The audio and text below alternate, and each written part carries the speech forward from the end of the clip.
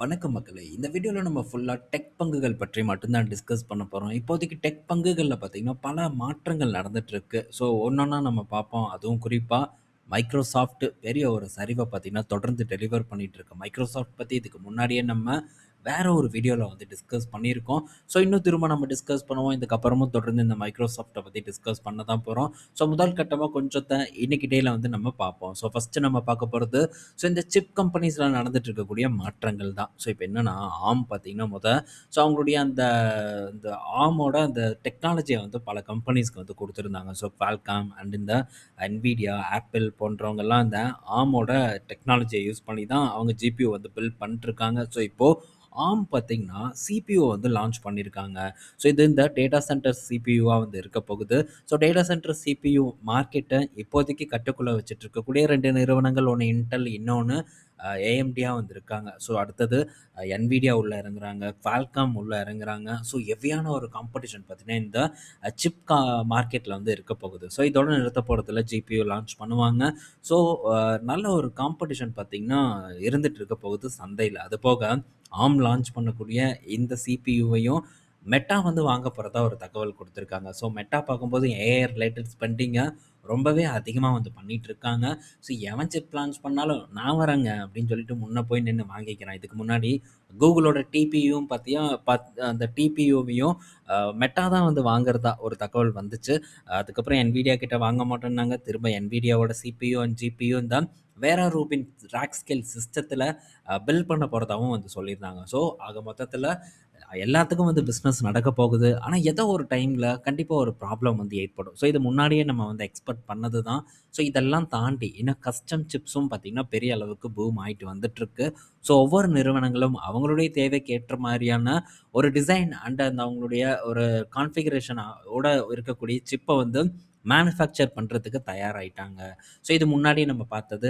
இது இந்த காரணங்கள்னால நம்ம இன்டெல ஒரு கூடுதல் அட்வான்டேஜ் உள்ள ஒரு நிறுவனமா நம்ம பார்த்து, ஸோ அந்த டைம்ல பார்த்தீங்கன்னா, அத நம்ம ஃபோக்கஸ் பண்ணோம். ஏன்னா, ஃபவுண்ட்ரியில பெரிய அளவுக்கு கான்சன்ட்ரேட் பண்றாங்க. So foundry technology and road map பார்க்கும்போது நமக்கு ஒரு பெட்டரான ஒரு வியூ கிடைச்சது. ஸோ இதுதான் பார்த்தீங்கன்னா, நம்ம ஒரு நம்பிக்கையோட தான் நம்ம பண்றோம். மேபி நடக்கலாம், இல்ல நடக்காமலும் வந்து போகலாம். பட் இப்போ இன்ன வரைக்கும் நடக்கல. நம்ம டிஸ்கஸ் பண்ணிட்டு இருக்கக்கூடிய இந்த சூழ்நிலையில. பட் விரைவில் வந்து இது நடக்கும் அப்படின்ட்டு நம்ம எதிர்பார்க்கலாம். ஸோ நெக்ஸ்ட் பார்த்தீங்கன்னா, ஸோ இப்போ இந்த ராக் ஸ்கேல் சிஸ்டம் இப்போ இந்த Nvidia பார்த்தீங்கன்னா, அ அவங்களுடைய இந்த வரக்கூடிய வேற ரூபின்ல ஸோ அவங்களுடைய ராக் ஸ்கேல் சிஸ்டத்தையே இன்ட்ரோடியூஸ் பண்றாங்க. ஸோ கம்ப்ளீட்டா பார்த்தீங்கன்னா, எல்லாத்தையும் இவங்களே குடுத்துருவாங்க. ஸோ இப்படி இவங்களே குடுத்துட்டா, நம்ம இந்த சூப்பர் மைக்ரோ, டெல், HPE போன்ற நிறுவனங்கள் என்ன பண்ணுவாங்க? ஸோ அவங்களுடைய மார்ஜின வந்து குறைக்கிறதுக்கான ஒரு சூழ்நிலை வந்து ஏற்படும்.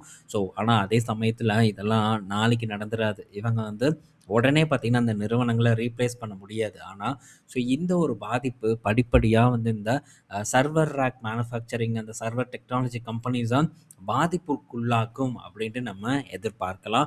ஸோ அதனால நம்ம இப்ப இருக்கக்கூடிய சூழ்நிலையில இந்த சர்வர் ரேக் கம்பெனிஸ் பக்கம் போவது ரொம்பவே பார்த்தீங்கன்னா, ரிஸ்க் இருக்கக்கூடிய ஒரு விஷயமா நான் வந்து பார்க்குறேன். ஸோ ஏன்னா, Nvidia மட்டும் இத வந்து பண்ணல. AMD ஆல்ரெடி அனௌன்ஸ் பண்ணிட்டாங்க. ஸோ அவங்களுடைய ஓன் ரேக் ஸ்கேல் சிஸ்டத்த கொண்டு வர போறதா சொல்லியிருக்காங்க. அதுபோக Qualcomm வரும்போதே வெறும் ஜிபியு அண்ட் டேட்டா சென்டர் சிபியூவோட இவங்க இறங்கல. ஸோ வரும்போதே கம்ப்ளீட் எக்கோசிஸ்டத்தையே வந்து எடுத்துட்டு வராங்க. ஸோ இதனால பெரும் அளவுக்கான ஒரு போட்டி சந்தையில ஏற்படும். ஸோ அதேமாரி இந்த சர்வர் ரேக் கம்பெனிஸ்ல கொஞ்சம் பாதிப்பும் ஏற்படும் படிப்படியா அப்படின்ட்டு நம்ம எக்ஸ்பெக்ட் பண்ணலாம். ஸோ அதனால அந்த மாரி பங்குகள் பக்கம் நம்ம போகாம இருப்பது நல்லது. இப்பவே Nvidiaலாம் பார்த்தீங்கன்னா, சரிவடைஞ்சுட்டு தான் வந்துட்டுருக்கு. ஸோ அமெரிக்கா மார்க்கெட்ல டெக் பங்குகள் நல்ல சரிவ குடுத்துட்டுருக்கு. ஸோ சரிவடையட்டும் நல்லது தான். அந்த சரிவுல நமக்கு ஒரு பெட்டரான ஆப்பர்ச்சுனிட்டி எங்கெங்கெல்லாம் வந்து இருக்கோ, அந்த ஆப்பர்ச்சுனிட்டீஸ வந்து நம்ம ஃபோக்கஸ் பண்ண ட்ரை பண்ணுவோம். அடுத்தது Intel அண்ட் AMD. ஸோ இப்போ ரீசென்ட்டா நம்ம டிஸ்கஸ் பண்ணோம். Intel அண்ட் AMD 2 பேருமே அவங்களுடைய டேட்டா சென்டர் சிபியூ பிரைஸ ஒரு 15% வரைக்கும் உயர்த்தியிருந்தாங்க. இப்போ அவங்களுடைய டெஸ்க்டாப் சிபியூ பிரைஸையும் 10லருந்து 15% வரைக்கும் உயர்த்தி இருக்கிறதா ஒரு தகவல் வந்து குடுத்துருக்காங்க. என்னன்னு கேட்டா சப்ளை ஷார்ட்டேஜ்ங்கிறாங்க, அதுங்கிறாங்க. என்னென்ன காரணம் இருக்கோ எல்லாத்தையும் வந்து சொல்றாங்க. பட் வந்து ஏத்தி தானே ஆகணும். ஸோ மெமரி சிப் பிரைஸ் ஏறுச்சு. சிபியூ பிரைஸும் இப்போ வந்து ஏறுது. படிப்படியா வந்து எல்லாத்தோட விலையும் ஏத்திக்கிட்டு தான் வந்து இருக்க போறாங்க. பட் இவங்க கிட்ட ஆல்ரெடி வந்து பெரிய அளவுக்கு வித்து வீசுறாங்களா NVIDIA மாரி அப்படின்னு கேட்டா, ஸோ அந்த அளவுக்கெல்லாம் வந்து ஒண்ணும் விற்பனை இல்ல. அவனும் பார்த்தீங்கன்னா தயாரிச்சுக்கிட்டு தான் இருக்கான். அவனுக்கு சப்ளை ப்ராப்ளம் வரலையா? இவங்களுக்கு மட்டும் தான் வந்துருச்சா? ஸோ விலை ஏத்தணும். அதுக்கு ஒரு காரணம் சொல்லணும். சொல்றாங்க. பட் நல்ல விஷயம் தான். Intel அண்ட் AMD பங்குகள பொறுத்தவரைக்கு வருமானம் பார்த்தீங்கன்னா கூடும் அப்படின்ட்டு நம்ம எதிர்பார்க்கலாம். ஸோ நெக்ஸ்ட் பார்த்தீங்கன்னா, மைக்ரோசாஃப்ட் பற்றியான அப்டேட். ஸோ மைக்ரோசாஃப்ட் பத்தி பல அப்டேட் வந்துகிட்டு தான் இருக்கு. ஸோ Xbox ரிலேட்டடான அப்டேட் அடுத்தது இந்த ஓப்பன் ஏஐ அந்த ரீஸ்ட்ரக்சரிங் அப்டேட் அப்படின்ட்டு கம்ப்ளீட்டா வந்துட்டுருக்கு. ஸோ இத வந்து இன்னும் கொஞ்சம் டீட்டெயில்டா வந்து உங்க கூட ஷேர் பண்ணணும் அப்படிங்கிற ஒரு எதிர்பார்ப்பு இருக்கு. விரைவில் இத பற்றி ஒரு ஆர்டிக்கல் வந்து ரெடி பண்றதுக்கு நான் ட்ரை பண்றேன். ஸோ இப்போதைக்கு என்ன ஒரு செய்தின்னா, மைக்ரோசாஃப்ட் பத்தின இது மொன்ன செய்தி தான். ஸோ மைக்ரோசாஃப்ட் வந்து ஆனா இந்த மொன்ன செய்தியும் ரொம்ப இம்பார்ட்டன்ட் அப்படின்ட்டு ஏன்னு நம்ம பார்ப்போம். ஸோ இதில மைக்ரோசாஃப்ட் வந்து ஆரக்கிள் அண்ட் ஓப்பன் ஏஐக்காக ஒரு ப்ராஜெக்ட் டேட்டா சென்டர் ப்ராஜெக்ட் பார்த்தீங்கன்னா, டெவலப் பண்ணப்பட்டுட்டு இருந்தது. இப்போ அத மைக்ரோசாஃப்ட் வந்து ரென்ட்‌க்கு எடுத்திருக்கிறதா ஒரு டேட்டா வந்து குடுத்துருக்காங்க.